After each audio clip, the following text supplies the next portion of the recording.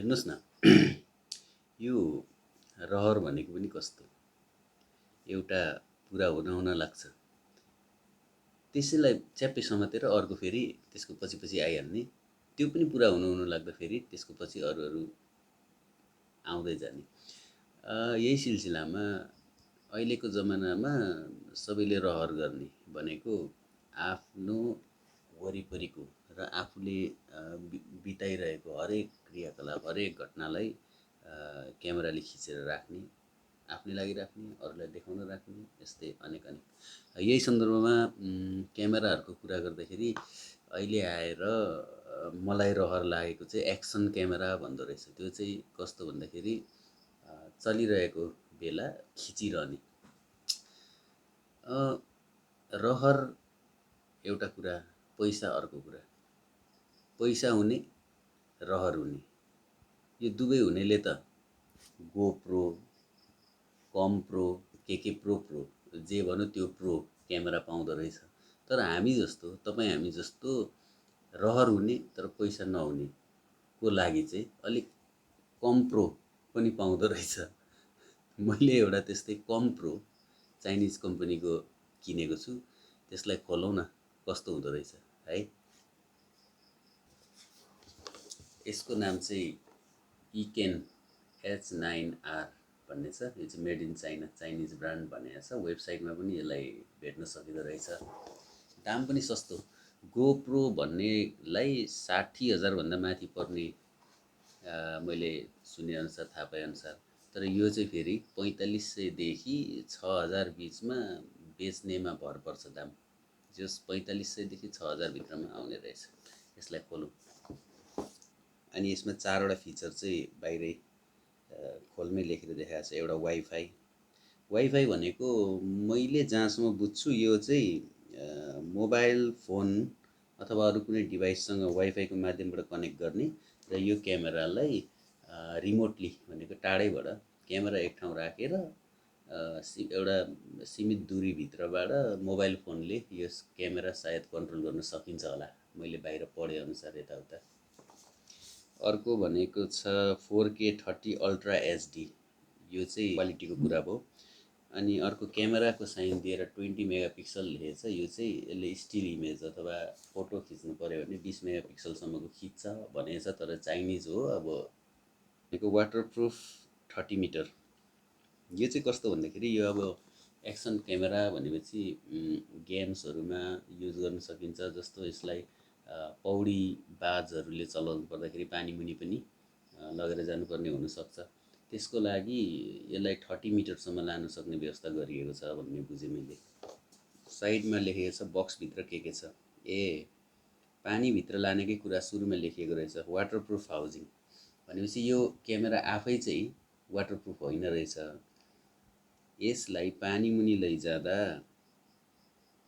Cover गर्ने बेग्लै पानी नपस्ने एउटा यसको प्याकेट जस्तो रहेछ भनौँ। अर्को फ्रेम हुन्छ अरे एउटा। त्यो फ्रेम भनेको चाहिँ यहाँ नक्सामै प्रष्ट देखिएको छ। यो चाहिँ केहीमा अडाउनु पर्दाखेरि त्यो फ्रेममा पहिला क्यामेरा लाउने, किनभने क्यामेरा सानो हुन्छ, अनि त्यो फ्रेमलाई चाहिँ अड्काउने। अर्को माउन्ट्स भनेको छ। त्यो माउन्ट्स भनेको क्यामेरा केमा अड्काउने, त्यो अड्काउने ठाउँ बनाउने। जस्तै कि हेलमेटमा अडाउनु पर्यो भने हेलमेटमा त अडाउने ठाउँ हुँदैन। अनि अडाउने ठाउँ हेलमेटमा बनाउनुको लागि पहिला त्यो माउन्टलाई टाँस्ने, अनि त्यो टाँसिएको माउन्टमा चाहिँ क्यामेरा राख्ने निकाल्ने मिल्ने हुन्छ भन्ने बुझेँ मैले।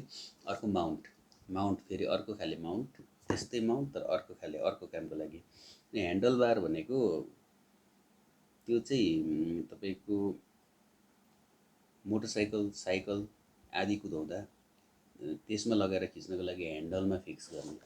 यस्तो ह्यान्डल भयो भने यस्तोमा फिक्स गरेर यहाँ क्यामेरा राख्ने एउटा त्यसको टुल। अर्को रिमोट भनेको छ। रिमोट चाहिँ मैले सुनेअनुसार महँगो यस्तो एक्सन क्यामेरामा हुँदैन अरे। तर चाइनिजले चमत्कारै गर्छ है। यसमा रिमोट पनि रहेछ। यो रिमोट कतिखेर काम आउँछ भने जस्तो यहाँ लगाइएको छ, टाउकोमाथि लगाइएको छ, आफू साइकल कुदाइदिएछ, कुदिँदैछ, पौडी खेलिराखेको छ अथवा मोटरसाइकल कुदाइराखेको छ भने त्यतिखेर चाहिँ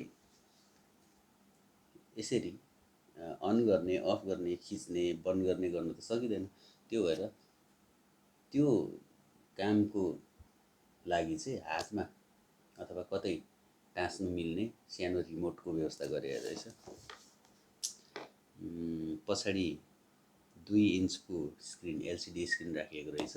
त्यो चाहिँ आफूले के खिचिँदैछ भनेर हेर्न सकिन्छ, प्लस खिचेको कुरालाई कस्तो आयो भनेर तुरुन्तै त्यहाँ हेर्नु पनि सकिन्छ। अर्को भनेको छ 170 डिग्री वाइड एङ्गल लेन्स। यो भनेको यसमा प्रयोग भएको लेन्सले चाहिँ 170 डिग्रीको एङ्गल बनाएर 170 डिग्रीको एङ्गलले समेट्ने एरियासम्मको यसले चाहिँ समेट्छ खिच्दाखेरि भनौँ न। एचडिएमआई लेखेको छ। एचडिएमआई पोर्ट यदि यसमा छ भने एचडिएमआई पोर्टको काम चाहिँ एचडिएमआई केबल जोडेर यसले खिचेको कुरा डाइरेक्ट यसबाट कम्प्युटरमा अथवा टिभीमा हेर्न सकिने भयो। यसलाई खोलौँ। बाहिरबाट हेर्दा यस्तो देखिन्छ।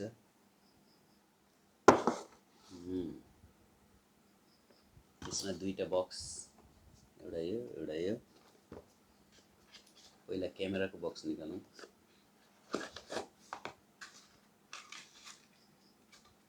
यसमा क्याटलग,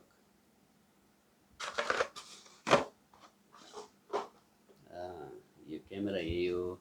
अघि हामीले कुरा गरेको वाटरप्रुफ केसिङ अथवा वाटरप्रुफ कभर भनेको चाहिँ यही हो मैले जहाँसम्म लाग्छ। यसलाई खोलेर हेर्न सकिन्छ। यो खोलेर चाहिँ भित्र चाहिँ क्यामेरा छ। यतापट्टि 2 इन्चको स्क्रिन, एलसिडी स्क्रिन, यहाँ अगाडि लेन्स, यो पावर स्विच, यतापट्टि पनि 2टा स्विच छ। यो चाहिँ सायद त्यहाँ मेन्यु सेन्युमा आउँदा तलमाथि गर्ने स्विच हुनुपर्छ, किनभने 2टा एरो छ, यो माथि फर्केको यो तल फर्केको। अर्को यो मोडको काम पनि यही यसैले गर्ने रहेछ।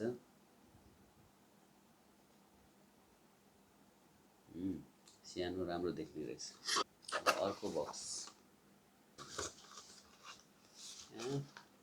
खात्रा खुत्रुक के हो। अघि भनेको फ्रेम यो हुनुपर्छ पक्कै पनि। यसमा ट्राइपोडको युनिभर्सल स्क्रु हब छ। यहाँ यसमा यसरी राख्ने, यसरी राखेर यो उल्टो भयो।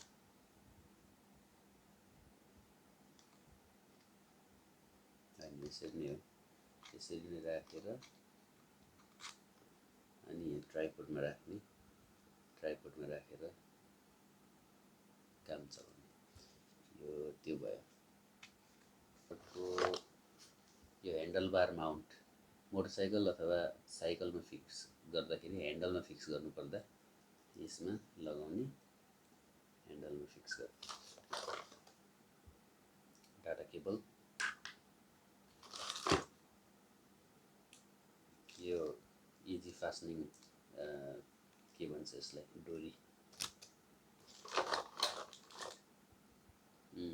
यो चाहिँ ट्राइपोड स्ट्यान्डको टप हो, यसरी फिक्स गर्न सकिन्छ। यहाँ क्यामेरा अडाउनको लागि यो पनि माउन्टिङ, थुप्रै रहेछ माउन्टिङ टुल्स। यो पनि माउन्टिङ टुल्स।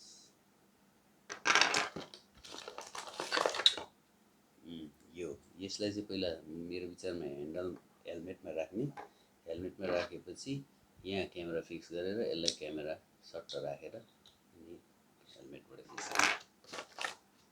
यो पनि त्यस्तै अर्को पिस, यो पनि अर्को पिस, सेम कुरा। यो स्ट्रिप, यो चाहिँ रिमोट। यो रिमोटमा 2टा स्विच दिएको छ। 2टा स्विचमा एउटामा क्यामेराको नक्सा छ, अर्कोमा भिडियो क्यामेराको नक्सा छ। भनेपछि यो रिमोटबाट क्यामेरा अन भएको टाइममा भिडियो क्यामेराको थिच्यो भने यसले भिडियो खिच्न थाल्छ, क्यामेराको थिच्यो भने यसले फोटो खिच्छ। अनि यो चाहिँ फिता, यो रिमोटलाई घडी जस्तो नाडीमा लाउन सकिन्छ।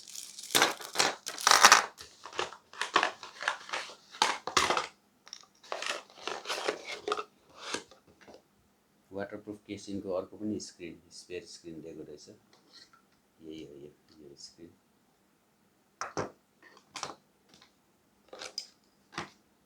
अर्को यो माउन्टिङ टुल्स स्क्रुहरू नै हो।